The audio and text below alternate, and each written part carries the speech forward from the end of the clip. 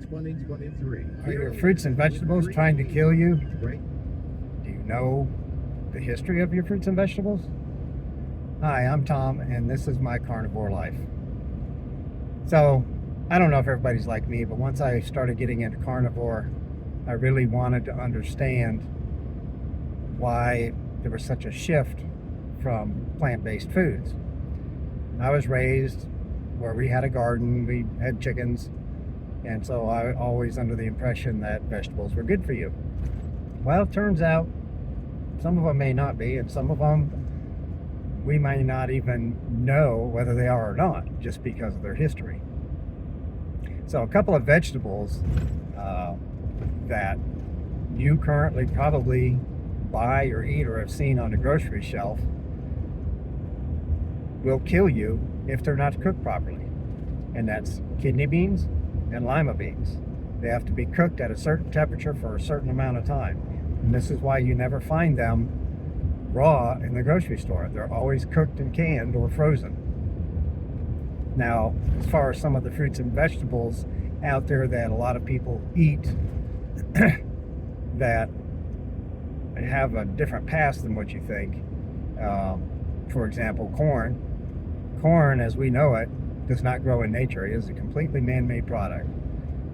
Corn in its original state would have been very small ears with a few kernels on them. It's been crossbred and genetically modified and engineered to be what we currently have. We eat it purely for taste and texture. There is no nutritional value in modern corn whatsoever. Not anything that we can access. Our digestive system just isn't built to handle modern corn. Broccoli is a completely man-made product.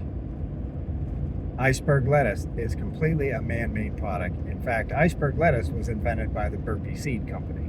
They developed iceberg lettuce. Some of the other fruits and vegetables have been crossbred or selectively bred or engineered to be what they are.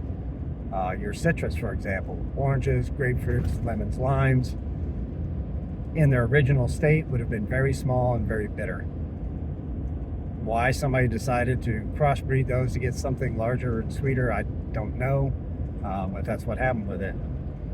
Watermelon's a good example because watermelon in its natural state is very small. It's like 2 to 4 inches long. It's not very big, and it doesn't have this juicy red center.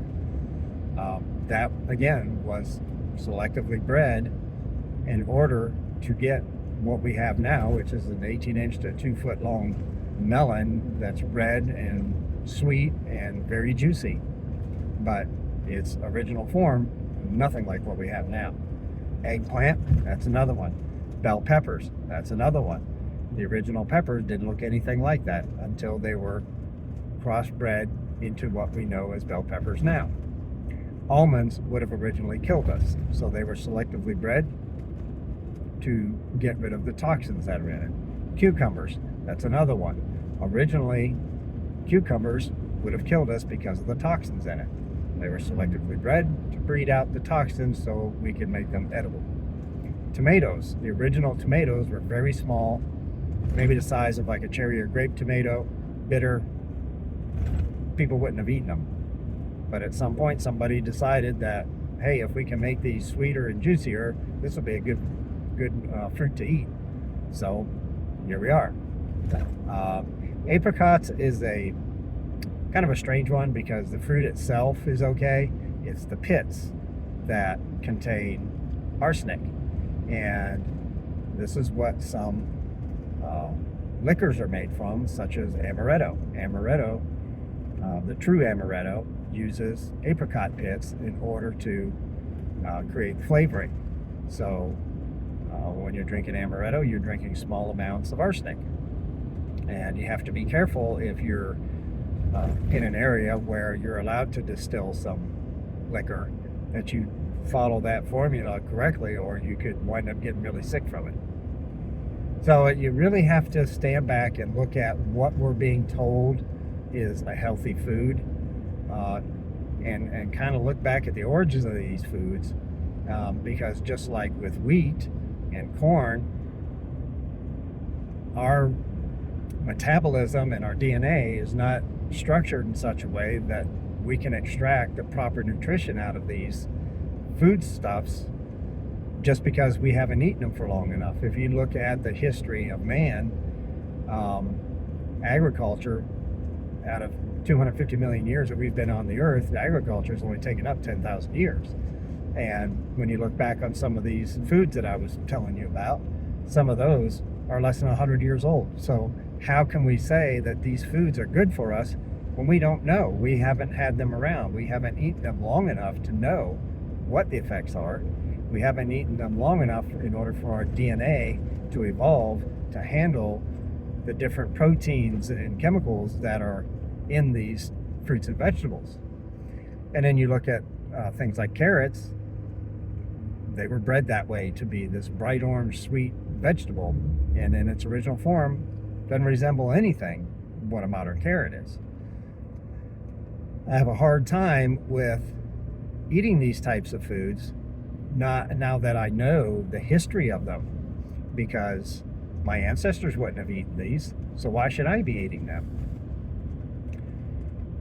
And you really have to question where all this comes from. This notion that we need to be eating all these fruits and vegetables. I really don't understand it. And I've never been much of a person to eat fruits and vegetables. I ate more fruit growing up than I did vegetables. I just didn't like them. And everybody in my family called me a picky eater because I didn't like vegetables. I didn't. And there's still very few that I like. Even looking at things like spinach, where it's supposed to have all this iron in it, and yes, it does contain iron, but if you eat too much spinach, it will kill you. There was an incident about a year ago. I'm not sure where the guy was from, but he made this huge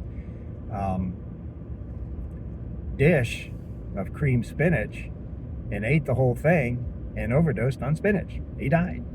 It's bizarre, but fruits are a different animal if they're fruits that are as close to their original state as can be. And the reason I say that is fruits have seeds. This is how fruits populate and have offspring.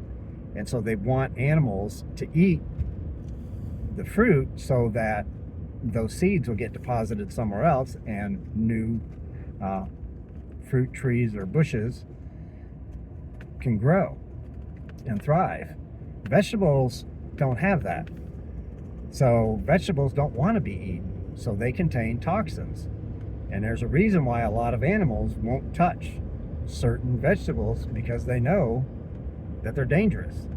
And if you're out there trying to eat a vegetable that just tastes bitter or nasty and you have to doctor it up, you kind of have to wonder if there's something in there that plant's telling us, don't eat me because you're not going to like it.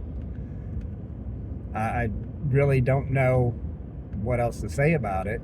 I mean, you really have to do your homework and look back and research these fruits and vegetables. And I'm sure there's more that I could add to the list if I really did some searching.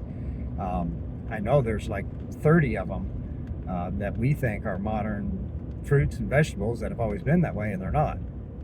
So take care when you're consuming these and be sure that it's something that has always been in that state or as close to that state as possible. Bananas are probably a good one. They're not like they originally were, but they're pretty darn close. But for some reason, science believes they need to mess with plants and try to get a higher yield out of it, or a sweeter taste, or a bigger fruit. Apples, there's a good one for you, are originally from Hungary, and they were crab apple size, very sour. But over the last couple hundred years, they've figured out how to grow these into these huge, juicy, sweet apples that we know today. And we just assume an apple's an apple, and it's not. An apple's an apple. It's nothing like its original form. If you really want to get down to it and really learn about fruits and vegetables, you really have to do some searching. There's a lot of information out there, and it would behoove you to do your own research and learn about these things and what the effects are on humans, and specifically what are the effects on you. And that's one reason why I think the carnivore diet is so fantastic, because for lack of a better term, it's an elimination diet. You're eliminating everything but meat, and for the most part 99% of us can eat meat without any ill effects, especially beef. There are some people who do have issues with chicken, but beef is rare for someone to have an issue with it. And usually if they are having an issue with it, it's because they're consuming something else that is having a reaction to that beef, to the proteins in it or something. But eliminating these fruits and vegetables, I would say for at least 90 days, and then reintroduce them one at a time and find out just how sensitive you are to these. I always thought that I had a pretty good microbiome and could handle eating just about anything. And I recently found out that popcorn is not a friend of mine. I never knew I had an issue with it. Now I know I do. With me having my arthritis, if I eat popcorn the next day, my hand is killing me. So I know that's something I can't have now. So you might be surprised at some of the fruits and vegetables that you are sensitive to that you have no idea you're sensitive to them.